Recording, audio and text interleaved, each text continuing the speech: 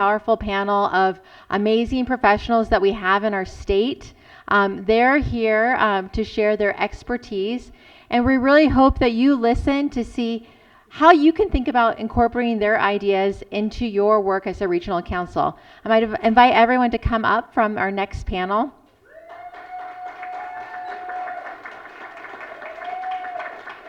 There's a woo back there. This is the Rockstar panel. We've told them to give us some energy. So thank you so much, everyone. I'm going to pass it. Your mics should be actually on, off to Rourke to get us started. All right, we have the slides up. All right, hi everybody. My name is Rourke. I'm a person in long-term recovery, and to me that means I haven't had a drink since April 12th of 2007. In that time, I've had the privilege of getting to work at a number of different organizations in the recovery support services realm, which we will go into in depth later. And I've also been fortunate enough to draft legislation, work on a number of different boards, and I'm the current founder and board member of an organization called CAR, the Colorado Association of Recovery Residences, which the bill that I wrote was about. And today what we're going to be talking about is recovery, the continuum of care, and recovery support services as a whole. Also some of the nuances that your community might want to incorporate or consider when we are looking at funding, and looking at expanding the continuum of care in your communities as well. Luckily, very luckily, I have a wonderful group of individuals that are here to speak on their subject, which they are experts in. And without going too much into that, I will let them introduce myself. My first is Steve. Thanks everybody for having me. My name is Stephen Strong, and my recovery started in 2009 after struggling over a decade with repeat incarceration due to my severe drug misuse and bad decisions. This pattern resulted in me becoming estranged from my family and friends, unsheltered and absolutely hopeless. My life experience with this topic is what brings me here today, and also to help hundreds of others that were just like me. I am the program director for a program called the Other Side Academy here in Denver. And we're a long-term residential program that helps both men and women who want something different for themselves. Thank you. Next we have Racquel. Hello everyone, my name is Racquel Garcia, and I too am a woman in long-term recovery. And what that means for me is that I have not had a drink of alcohol or misused a prescription drug in over 12 and a half years. I was born in Pueblo, Colorado, and grew up in Aurora. My story turned dark in December when I was 16 years old, as my friends were murdered at a Chuck E. Cheese. If everyone recalls, after that, I made a lot of left turns. I was sexually assaulted, and my father had drank too much, and I lost my soccer career. Left turns were made year after year. I put myself in treatment in 2010, and I'm so grateful for the recovery I have. Today, I've graduated college. I now sit on a state council. I own HardBeauty and run the HardBeauty Foundation. I'm blessed to be able to speak at the national level for the Opiate Response Network and do trainings for C4 Innovations. I get to work with Jen and do all kinds of work across the state. My location is in Douglas County. I live in Larkspur, Colorado, on the border of Palmer Lake, Colorado, in a very rural, small town. And so I'm here to be the voice of recovery, not just for recovery as a whole, but also as a Black woman in the state of Colorado. Thank you. Next we have Mila. Hi, my name is Mila Long. I am a person in long-term recovery as well. I entered medication-assisted treatment in 2017 after many years of opioid use disorder. Medication-assisted treatment saved my life, and from there I decided that that was kind of what I wanted to do. I moved forward in going through school. I've worked for a medication-assisted treatment program for the last 5 years. I became a substance abuse counselor last year. I've worked as a peer recovery coach in this field for quite a while. I also facilitate craft classes, community reinforcement, and family training for parents of people with substance use disorder. And yeah, I'm happy to be here with you guys. Thank you so much.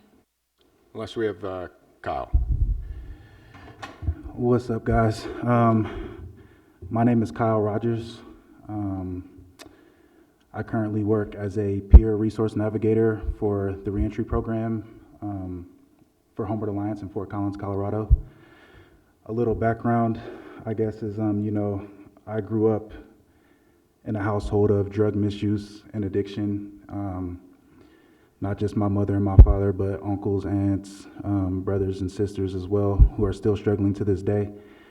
And I was fortunate enough to somehow get pulled out of that situation by people in a similar position that I'm in currently as a peer. And my journey led me to incarceration. And once I was released, I was part of the reentry program, which I graduated myself, and upon graduation was offered a position with the organization. So just a little about me. Thank you, guys. Thank you.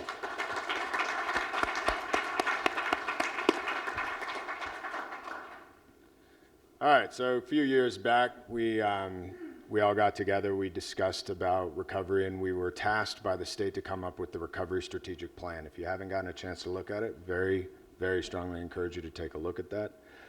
But one of the big jokes in the recovery community is, let's say we take this whole room, y'all are in recovery, and we say, all right, define recovery. If we were to get all those definitions back, there would be as many definitions as there are in this room. And that is a good thing.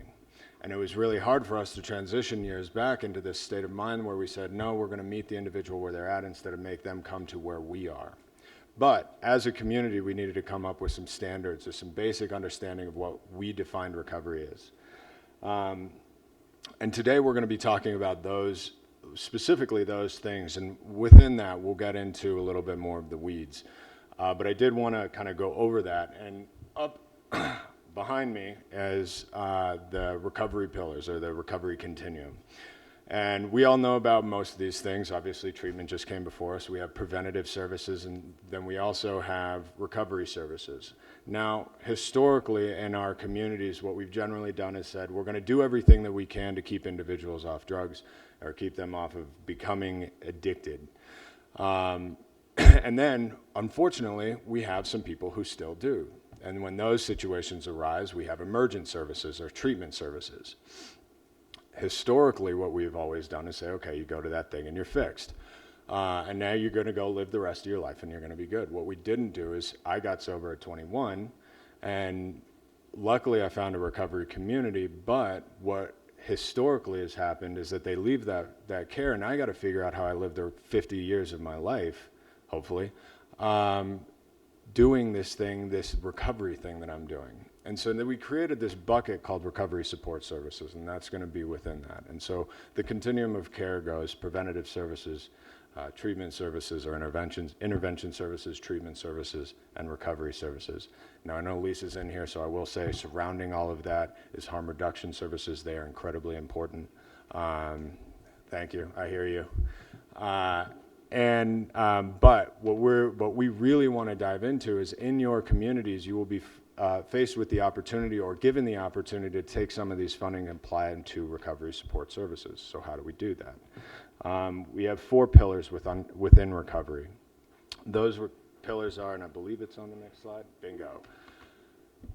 Health, home, community, and purpose. Within all the definitions that every one of you came up with in recovery, we can fit under these pillars almost entirely. And so luckily we have a great group of panelists who are going to be able to speak on these pillars. Health, home, community, and purpose. It's incredibly important that when you go into your communities that you consider these things when we're building recovery communities. So without further ado, I'm going to ask Racquel, can you talk a little bit about community? Purpose, excuse me, I had that written I was wrong. like, don't switch it up on me. I was all prepared. My bad. You can't do that to those of us that are prepared in recovery. We don't like surprises. Anyway, yeah, I'd love to talk about purpose because I think that has been one of the most magical moments in my recovery. Look, I got sober in Palmer Lake, Colorado. Population at the time in 2010 was about 2,200 people. There were 4 people of color, and I was one of the 4. When I went to treatment in Parker, Colorado, I was a mother of 3 children. And unfortunately, I had just lost my best friend about 3 months before that to an overdose of Opana. When they released me from treatment, I was worried about how I was going to live. What was I going to do? And some people are fortunate to go home to a very nurturing environment where people are really supportive. That wasn't my story. I went back to be a mom, to jump right back in the mix. And it is by the grace of God that I was able to stay sober. But I buried myself in a little church community and did AA, and that worked for me. But my husband chose to stay active. And, it is a miracle that I was able to stay, but most people don't. I work with women every day that cannot go back to an environment and cannot maintain. I just had it hit my inbox 3 times in the last 24 hours. So it's happening. Purpose was really important to me. I wanted something beyond being a mama, and in about 2 years of sobriety, I had a little idea. I was actually going to go and be a labor and delivery nurse because I'd finally had my 4th child, which was my surprise out of rehab. And, I thought I was going to be a labor and delivery nurse because I thought it was a miracle. I'd actually had a baby without drugs. And I know that sounds strange to you, but for me, it wasn't. It was a triumphant moment. I didn't even have an epidural on my 4th one because I was so mortified of you guys people putting needles back in my body because I'd already overcome opiates. And I wasn't going to do that to myself again. And so I was triumphant there. And my mama said, how many people have called you, Racquel, because they want to have some babies? And I said, no, nobody. She said, how many people have contacted you because they can't get off substances or because they're struggling with alcoholism? And my light bulb went off. And the first time I'd ever seen a woman of color actually sober in my life was when I went to treatment. Her name was Bo. And she told me her story about how she'd overcome a crack cocaine addiction. And she went to school. And when my mama told me about going to school for that, a light bulb went off and Bo showed up in my life. And I decided to put myself through school. So I graduated and got myself a degree as an addiction counselor. And I went into treatment. But it wasn't my thing. I loved community. And so I actually, believe it or not, took that degree and helped recover the Black Forest fire for about 4.5 years. Look, the reality is when your house burns down or you lose your life from substances or your friend dies of an overdose, your house is burned down anyway. So we helped people recover from everything. I don't care what you're recovering from. At some point, every single person in this room will be asked to recover from something. And purpose was everything to me. So I went back and I helped the community, but my husband's addiction grew. And so my organization is called HardBeauty because it is the hardest thing to choose what's best for you over anything or anyone else ever. And that's not just for those of us in addiction. And I stood up and I asked him to quit. By the grace of God, he actually hasn't had a drink in 4 years. So not only have I been married for 25 years, I'm the daughter of an alcoholic, someone who's struggled with alcoholism. I am the wife of one, and I am somebody who has. And purpose has been everything to me because I'll tell you now why you should invest in recovery communities and purpose. Because when I was living with my husband in his active use, I was stagnant and I was miserable. I lived off the system. My kids actually, just for the first time, my 20-year-old just got off Medicaid since the first time he was born. Because when we recover and I find purpose, I create organizations that employ people in recovery.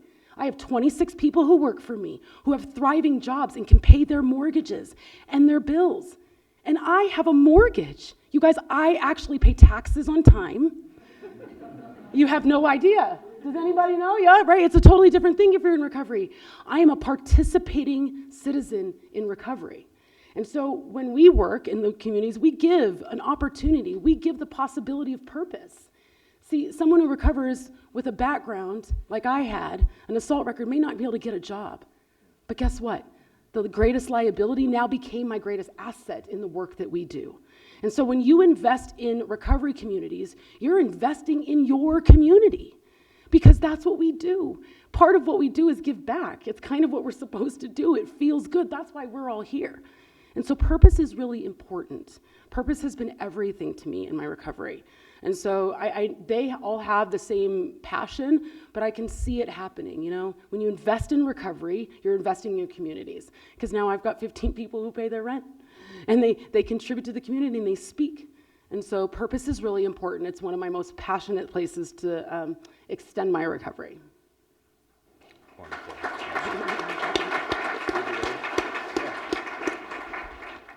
Steve, would you be able to talk on community? I actually got that right this time. So I want to talk a little bit about the power of community. I'm sorry, I got to read from this. I'm not eloquent at just remembering everything, but I'll try my best here.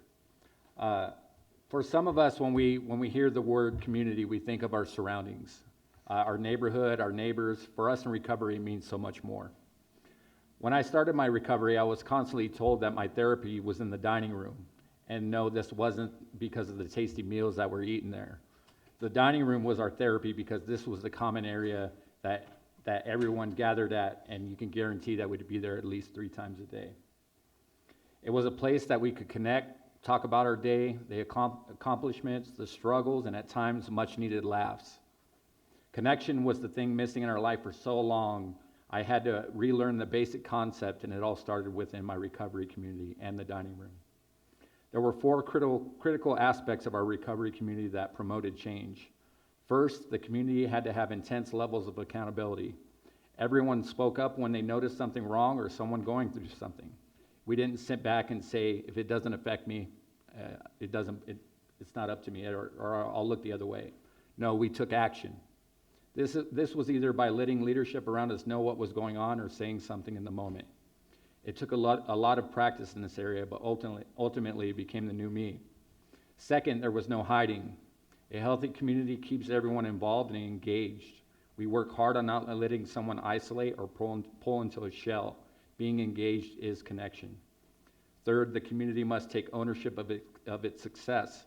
The burden of keeping our doors open fall on us. I caused most of the problems in my life, then fitting would be that I take ownership of fixing my own problems. We say that you alone must do it, but you can't do it alone. The last critical aspect of a healthy community is love. I never knew what it was like to be part of a loving family until I came to the recovery community.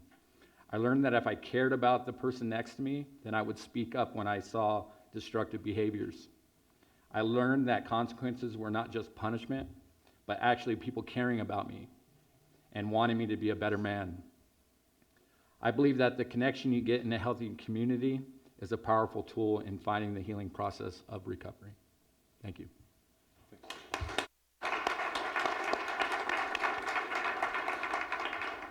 Kyle, would you be able to talk about health? Let's talk about health a little bit.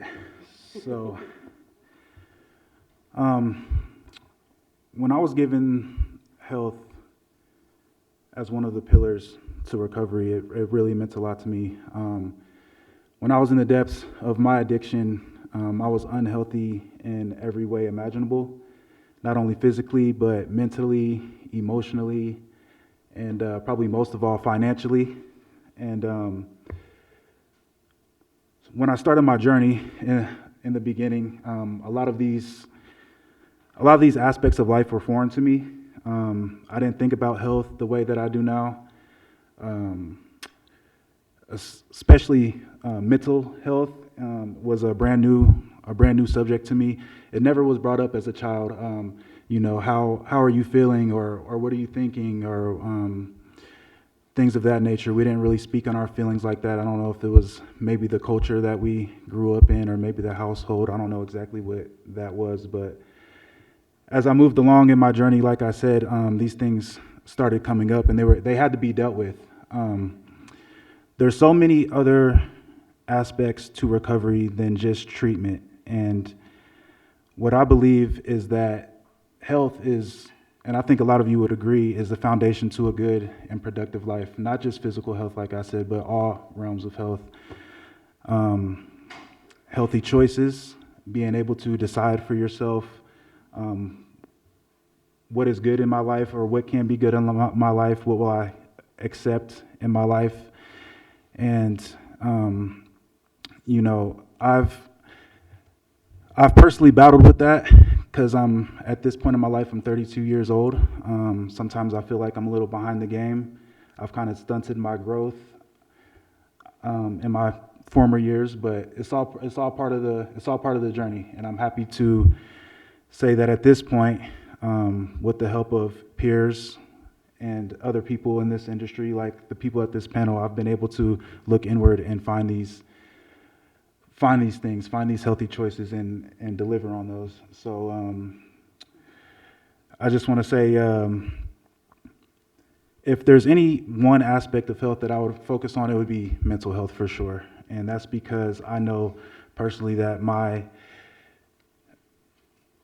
I was unconscious of the decisions I was making to hurt myself. And a lot of the time I think that the fact that I disliked myself and where I had put myself in my life, I was almost purposely doing this and hurting myself. And I would ask anybody that is going through that to reach out and work with anybody who is willing to work with you. And that's why I'm so grateful for people like this, because what brought me out of that situation was someone who was willing to go in the trenches and meet me where I am. And that meant, coming to my house when I was on the streets, coming wherever I was sleeping, where I was in a shelter, when I was in prison, driving halfway across the state to meet with me and give me options for when I was released. And I would really like to thank the reentry program that I currently work for doing the same thing, giving me an incentive and teaching me different aspects of sobriety that I wasn't even aware of, having already been clean and sober for 3 years. And so, again, I can't stress enough how important this pillar is. And I just want to say thank you guys for letting me speak.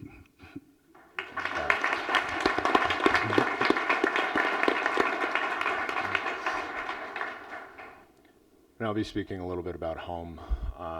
This one, at least, I think initially seems pretty straightforward.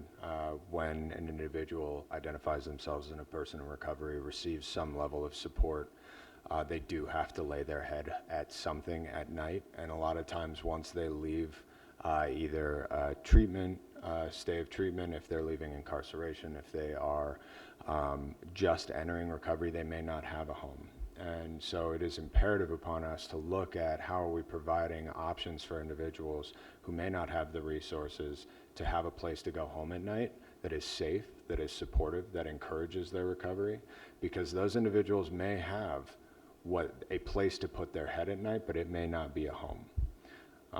And it is so important that we provide these places for individuals who need those services, who need that help, and need that place to put their head at night where they feel safe and supported in their lifestyle and their decisions. We don't talk a lot about that. I may have a home, but my family doesn't support me in my recovery. We have to acknowledge that that is an important and critical component of getting somebody to a place where they are in sustained recovery. That home is critical, as well as all of these pillars. And so much of what we're doing is how do we expand recovery support services and home as being a primary component of that? How do we create recovery residences that are safe and supportive? How do we hold them to that accountability of safe and supportive? But mostly because I think it's really easy to go to a place of stigma around these things. They're in our backyards. If we've worked in this industry, we know what we've had to face. But how do we reduce the stigma around people's in recovery living together in a home? And that person may be your neighbor, and you should be excited about that, not afraid of it. And so a lot of the work that we're doing when we talk about home, I think half of it is how do we provide it. The second half is how do we reduce the stigma so we can make it proliferate, that it can be something that is very normative in a community, that is very normative in your, hopefully gated community to any home, right? This is something that is not odd. This is something that is celebrated.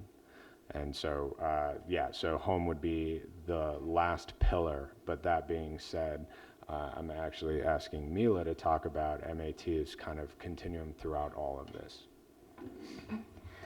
Yeah, so as I said, I've worked for a medication-assisted treatment program for the last 5 years, and medication-assisted treatment saved my life. So I see it, in a sense as its own pillar, right, but also relating to all of these pillars.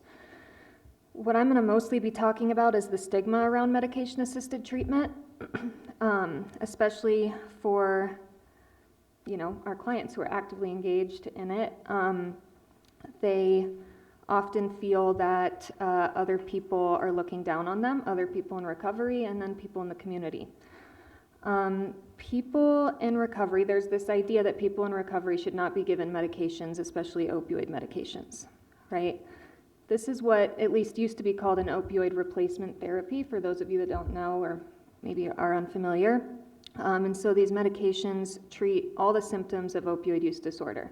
So withdrawals, cravings, and if your withdrawals and cravings are treated, right, then you're going to be able to hopefully move forward in your recovery.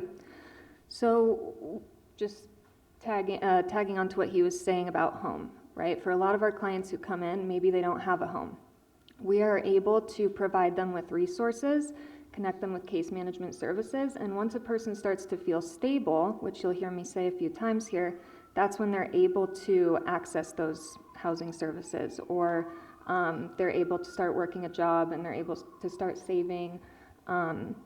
With health, medication-assisted treatment is, being stable in recovery is a huge part of health. For me, I had a lot of health issues when I entered recovery, but the main one was my substance use disorder, right? And so starting a medication like this allows people, again, to get connected with the resources to be healthier in their day-to-day life.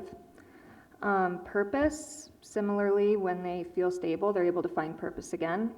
And community is very, very important, right? For any of you that know about recovery, recovery communities are, they're everywhere. But there's a lot of stigma in a lot of the recovery communities around medication-assisted treatment. I remember being a part of a Heroin Anonymous group, a 12-step meeting when I early in my recovery, and I continued to be a part of this for a long time. But I was asked to speak, and then there was an emergency meeting held saying she shouldn't speak, she's not allowed to speak, she's still using, because I was on methadone. This hurt, right? This was really hurtful for me because I had come so far in my recovery, and also because I knew that I wasn't using. And we see this every day in the place that I work, right? Every single time that I have a client come and they want to leave treatment, it's 99% of the time because of stigma. My mom doesn't get it. My mom wants me to go down on my dose, right? Or my job isn't, they found out about me being on methadone and they want me to leave or get off it. Or, at one point, sober livings weren't accepting people because of being on methadone. And same with treatment centers, even still, right? Sometimes if we have a client who wants, some extra support in their recovery, and they want to go inpatient, hey, do you accept people on methadone? No, right? So the way that we start to break this is through education. And I feel so strongly about this because I'm a person who's been through medication-assisted treatment, but also for all of the clients I work with on a daily basis who feel that stigma is the number one thing holding them back, right? The number one thing holding them back from engaging in community. So yeah, thank you.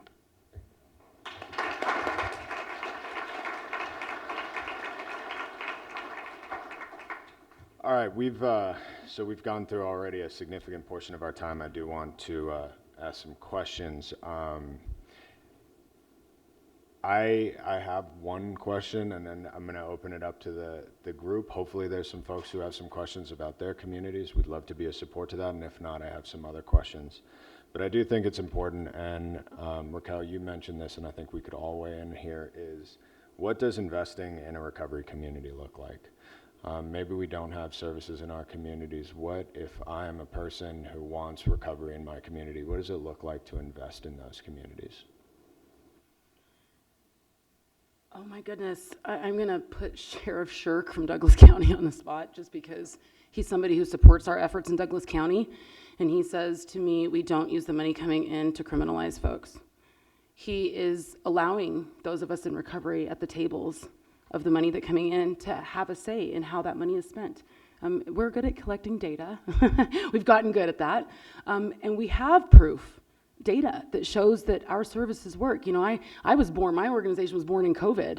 There's not much recovery that was happening when the world shut down. And so I operated because in my small community of Palmer Lake, I have no anonymity. I was able to launch in the air and kind of help the entire state of Colorado. You know, I was able to help someone who's 5 miles off the Nebraska line, or a woman who was struggling in Cortez, Colorado, because there were no services. And so investing in services means that you have open doors, right? You guys try telling somebody no. And we were talking about that at the table. You know, if people are coming, how dare we say no? You know, people are willing and wanting recovery. You know, they see us thriving. It looks attractive because we actually are able to recover our lives. And so investing in recovery is putting your money where your mouth is. I'm just going to be bold about it. You know, no more talking about it. Let's get us to the table and let's come up with some actual opportunities for people to recover. You know, whether it is in the treatment places. I had to go to treatment for 30 days, but it was the shortest part of my recovery. The community carried me. I'm 12 and a half years. I was on the side of a mountain, very stagnant in my recovery, and actually had thought about using. But I lifted in the air and created a bigger community for myself, and I was able to broaden that recovery. So that's, to me, is what investing. It's pretty much basically putting your money where your mouth is.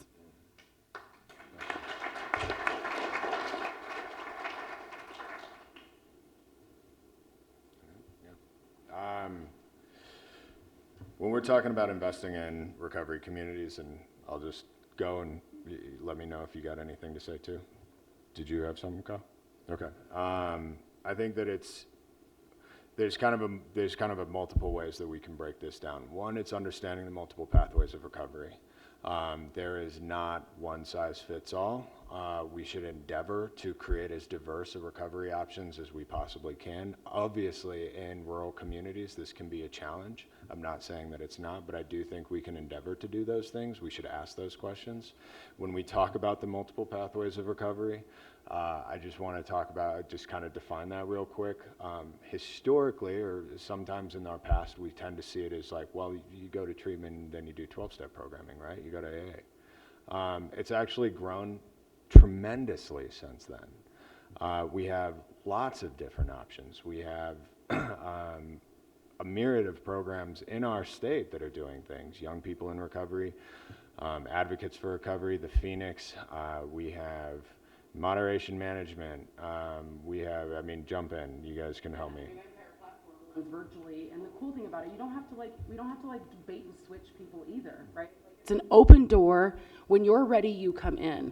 And so we have virtual. I have mamas. Like, being a mom in recovery, if you've got court cases and all these things, it is almost impossible. It is literally so hard to meet the requirements that the outside world has put upon us, that they say how we should recover.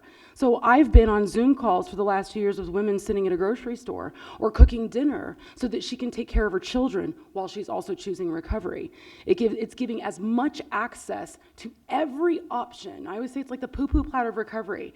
If we're going to talk about equitable options, then everybody should have an opportunity to eat everything that we have to offer, and it should not be selective for only the few. And we'll have to be creative about how that happens as a community, as a state. We'll have to be creative and collaborative in those efforts. And so it's great when we get together and look at all the different options. Because I was in the hallway talking about, hey, let's get up a field trip and go see what you got going in Boulder. Because you have great holistic services. I don't have to recreate the wheel. I can just partner with another community to bring those services to my community. Because I don't have any. Douglas County's an island. There's no public transportation or anything. I got to get really creative to get recovery to Palmer Lake and Larkspur, Colorado, you know? So that's the efforts that it takes. It's going to take creative collaboration. Yeah, I want to chime in there because recovery isn't a one-size-fits-all type of thing. You need many different options. You know, when I was going through everything that got me to this point today, you know, for me, a 30-day program wasn't going to work, a 60-day program, you know, everybody's different. I had spent many decades, you know, cycling in and out of prison and getting out and not even knowing about what were my options, right? So connecting, you know, I think funding for connecting people to resources and having those resources available is what helped me, is what got me to where I am being able to sit behind this table today, you know, and the rest of the panel here. So having funding for these services, being able to connect people to these services, I think that's what's needed. Yeah, just I big second to everything that everybody was saying. I think the last thing that you can look at in terms of direct actions is looking at hiring a peer navigator, encouraging that, like supporting that person. They will create community. They will build community around them. And they will tell you the things that they need in your community. Every community is different. Every community is unique. Hire somebody within that community. Give them an opportunity for gainful employment to be successful in their lives and build wildly successful recovery communities. They will go off the rails. It's amazing to watch when you empower somebody like that. Yeah. Not good at what we do. I tell everybody I was a hustler before, you should see me now. It's the same skill applied differently, right? And sometimes that I was told that was a bad thing and be quiet and keep quiet. And so I did. That didn't help me. And so some of us, I'm like, we're brilliant. How do you think we got what we had? And so, we just are creatively recovering. And I think that, like I said, it's brought some of my, realizing the strengths I had, the people that in the community that recognize us for, our strengths and don't look at us for the defects or the wrongdoings. I don't walk into a space of recovery and everybody looks at me for the things I did wrong. Everyone's, just so excited that we're in the same space. It doesn't even matter that I've never met them until today, except for on a Zoom call. It's just community and it spreads wide. I think we probably all riff on this for the next 6 hours, but I would like to open it up real quick, and we can go back to riffing if we need. But are there any questions in the audience that they have thoughts, questions? Are they running into anything that's a challenge, that's a wall? We have somebody over here.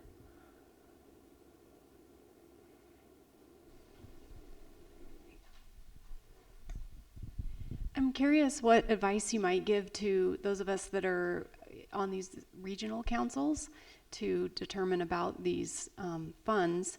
And often we hear that the most missing piece of the voice in our groups is the lived experience voice. What advice would you give to bring those voices out, even when you have people in your group that have lived experience and feel the stigma or the perceived, maybe what they perceive will be the reception of stigma, especially in a small town where people know everybody and they're here to serve on the council, but they also have an entire life that includes their profession and then also their addiction. How them to feel more comfortable. I know, I feel the same way. I've got sober in a small community, and I get that, right? In small communities, I used to say my community was great, but they would rather drop me off than get me help after I left the bar. And so, sometimes about, small community is the guy holding it up at the end, and that's hard to overcome because it has its own cultural, it's hard for you to understand, but, substance misuse has its own cultural norms to us. I was actually somewhat functioning mama that did well. My kids went to school, and so it's hard. And I think basically, again, I had to see someone who had done it. I had to know, bring me into the space, bring one of us into the space who can be a little bold until they get the voice to be able to offer a space where it's safe and open. If it's bringing somebody outside to say, hey, we are looking for people in the community who are just willing to speak. When I walked into Castle Rock, there was a lady who was there for 5.5 years. She had been sober all by herself. What she was lacking was community. We pitched up a tent called Sober Not Dead. Boom, instant community. Because a lot of people just didn't know it was okay to be sober, right? And so if you just be there, just be, and it will come. That's been my experience, and we've seen it successful in Douglas County and in Castle Rock. I just would chime in real fast before that question. I think education and empowerment through education. So when I was first getting a voice and I started sitting on boards, I did not talk. For 2 years I sat on the BPAC, if anybody's familiar with it, and didn't think I had a voice, didn't think I had a place to talk, until somebody took the time to sit down with me and really explain every element of what this what this board did, why it's important, and why recovery needs to have a voice. And when I was given space in a separate area to voice my opinions, I've started to gain that encouragement and that like the confidence to step into that big room and say, no, I have opinions and they should be heard. And so I think in small communities, just like Racquel said, a big proponent, recovery communities are close knit. And so put us together with one another and like you'll see that person grow. So if you can use resources outside of your community, you can use somebody like Racquel, you can use mentors. Being able to give them the opportunity to learn that they do have a voice and it does matter, so that when they step into that room, they feel like, okay, I have some stuff I gotta say.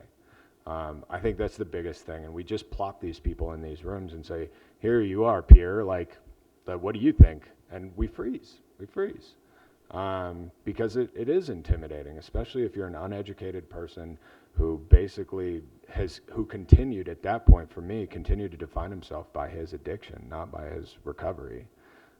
Being able to change that paradigm is crucial. So I would encourage that. Sorry.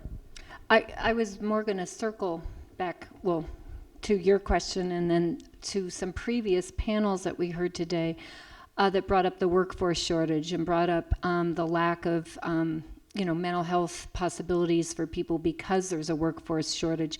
I just attended the second annual Peer Recovery Coach Conference in Glenwood Springs last week. Most amazing conference. I saw some of you there.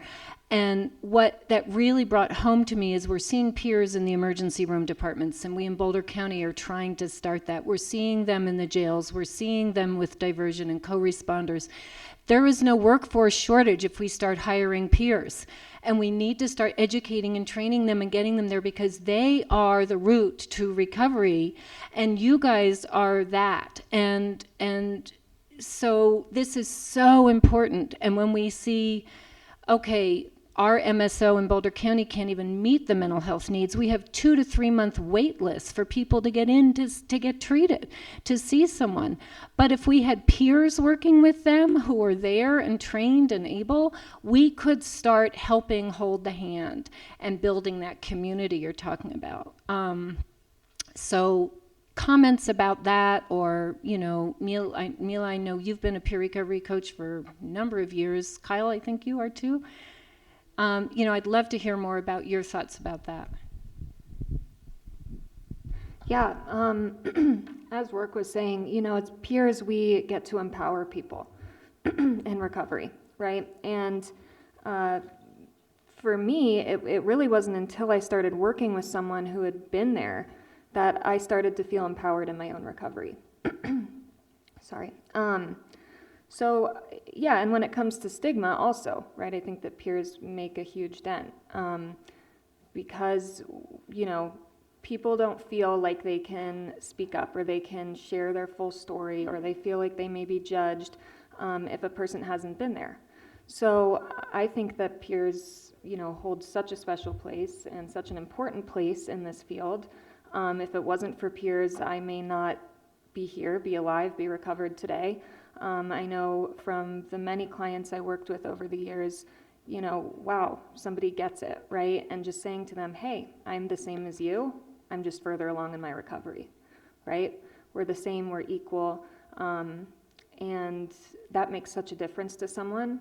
Also, you guys may have heard that, quote, the opposite of addiction is connection, right? And if we don't feel connected to people, to our counselors, to our case managers, to our coaches, then, it's a struggle.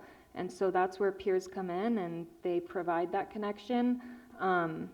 And yeah, I think that 100%, some of you are talking about, these opioid funds, right? And where do we put those funds? And putting it into people in recovery working in this field is so important. Yeah. I wanted to just say about cultural competency too. Not all of us recover the same. Being a biracial woman, I didn't see things that looked like me and sounded like me, right? And so it's really important whether we're talking about LGBTQIA, BIPOC folks. That's it. I remember Kyle and I were having a conversation last night on the phone about when him and I. It's dude, I needed to see him. I live in an area where that doesn't exist, and we can reach each other. We can reach ourselves that way, right? When I'm reflecting, when I'm looking at somebody in recovery, they see themselves back in me and this possibility. And so for those of us who aren't white, to be honest, right, that is something different. It's a different experience for us. And I don't expect you to understand it, and you don't even have to. It's just our experience. And so sometimes just being connected to people that are like us makes us feel comfortable, whether it's recovery or even just the color of our skin, just to be really honest about that. You know, just hearing somebody bring up, you know, the word peer, or interested in having peers out there in different aspects of recovery makes me light up, right? Because I get really interested about that, because I'm very passionate about that. I think that it does the same for others that want to get help or want to do something for themselves, but they put up that barrier because they don't have somebody that can relate, you know, and automatically that wall goes up. You know, so I think it's very important to have peers, you know, out there involved, and funding should be helping that out. I'll say also, just to add in one more thing, hiring people on medication-assisted treatment, right? Because as was said, not everyone's recovery looks the same, and that was huge for me and huge for so many of the clients that I sit down with, who are like, you know, well, can I even be a professional when I'm on medication-assisted treatment, right? And hiring people with that experience, because it does take the people similar to us to, you know, for us to connect and us to feel open and to feel like, okay, I can do that too, right? Yeah.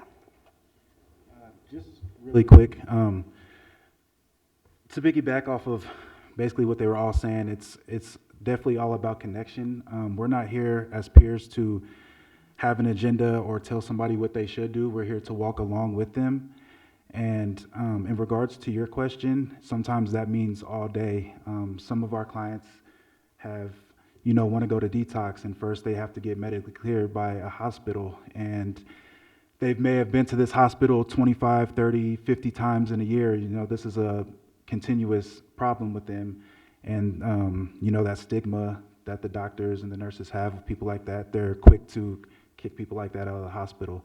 So to have somebody from a professional setting there advocating for them, even if that literally takes all day, sometimes 8, 9, 10 hours before they can get medically cleared to go into a detox, then, you know, that's what it takes. And if we're talking about the allocating of funds, I mean, what better place than ground zero, you know, right when somebody's about to detox. So just to wrap up on that, and then we have to end, but to that point, and I'm the boring one who always goes to like direct care stuff or direct actionables, but we do have those services. And I don't know if you have peer navigators in your ERs right now, but the recovery work group under the Colorado Consortium we were putting peer navigators in ERs. Don Stater, who was here before, and then we had one down in Colorado Springs as well. So that's a direct actionable. You can put peer navigators in ERs who immediately go to that person, because a lot of the times, especially in rural communities, that's the spot they're going to go. That's where I connect them. That's like when I get a client who needs some support, I walk in the ER and I'm like, oh my gosh, here, Andre, take him. You know what I mean? And it feels like a great warm handoff. You know, it's connection to connection. So doing that, working with fire departments, working with local PD, those are options that you can provide directly right now. You can put money if you get it. You want to do something in recovery, those are easy ways that you can do it immediately. We do have to wrap up, so I just want to say personally how grateful I am to sit with this group. These folks are incredibly knowledgeable. The short time that I've had with them just blows me away. So use them as a resource as you're looking at these funding coming. So thank you so much.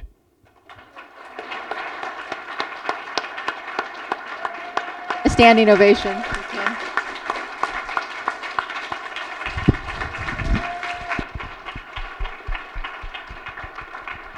Thank you all so much. That was the way to end our formal part of our conference, was to have all of you brave souls up here bearing your soul. We really appreciate you all so much. Yeah. All right. We wanted to, Jamie and I wanted to say a few words here really quickly, and then we'll release you over to our networking portion, which will be the end of the conference. And we're just so grateful and thank you for everybody who showed up, who is on Zoom. I know we've had somewhere between 75 to 100 people on Zoom for the last 2 days, as well as all of the people here. Again, want to thank Jack Patterson, our amazing program assistant.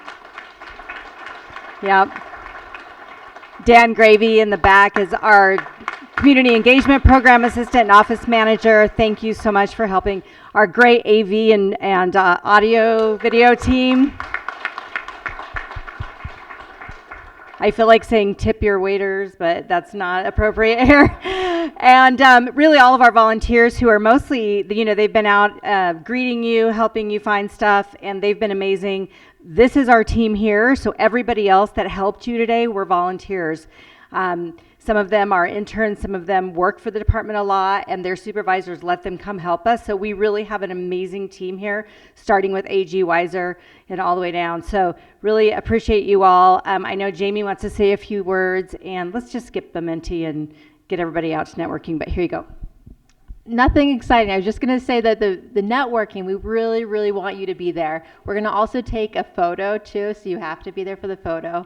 But just instructions about how that will go. We're going to have some regional cards for each region and a table. And so I know we've had identified one person for each region. So if you don't mind just going by your region, and then there's the opportunity to network. So if you're not the primary contact, feel free to go to one another. We did print out some of the 2-year plans so you can talk about what are the plans that you have in place or what are you thinking.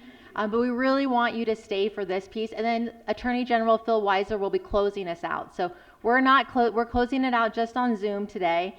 But Attorney General Phil Weiser will be closing it out for everyone in person. Also, we will have all the recordings online as soon as our AV folks get it to us. So thank you guys. Then we get them online. We'll have them on our website. Please, please, please share those videos, share the recovery panel, share the treatment panel, share these with your folks, and we hope that we'll have more forthcoming. I see Attorney General Phil Weiser right here, so why don't we have him first give us a closing on Zoom, and then we'll walk over to the courtyard. Thank you, Attorney General. Thank you all who are here and on Zoom for staying with us today.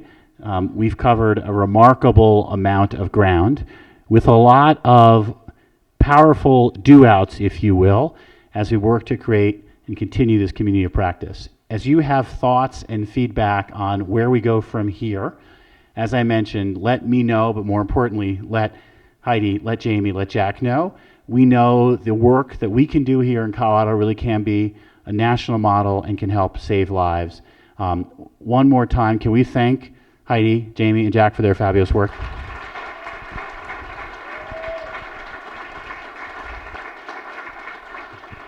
And so I officially bring this conference to a close, or does Heidi do that? No, you can totally do it. I was just gonna do housekeeping. All right, and then courtyard. And we're gonna do a photo. Yeah, we'll meet over there for a photo, and I'm sorry. Oh, so go down to the elevators, take a right, and it's just straight down on the left. So we'll see you there.